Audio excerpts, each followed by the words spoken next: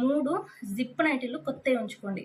ఎందుకంటే దాని తర్వాతకి నైటీలు జిప్పి ఉంటే కొంచెం మనం పాలియడానికి కొంచెం ఈజీగా ఉంటుంది కాబట్టి 2 పాత నైటీలు, 3 జిప్ నైటీలు ముందే కొని స్టిచ్ చేయించుకొని పెట్టుకోండి.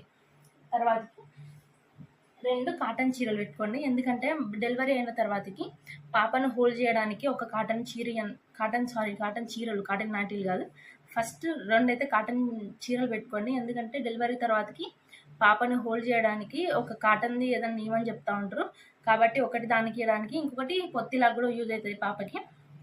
కాబట్టి 2 కాటన్ శారీస్ యూజ్ చేసుకోండి. దాని తర్వాతకి పాపకు మనం పుట్టినంబటే మళ్ళీ చిడ్డీలు వేయం కదండి, అండర్ వేర్ వేయారు కాబట్టి ఇది మళ్ళీ దానికి చింపి ముడి చుట్టు కట్టడానికి కూడా యూజ్ అవుతుంది.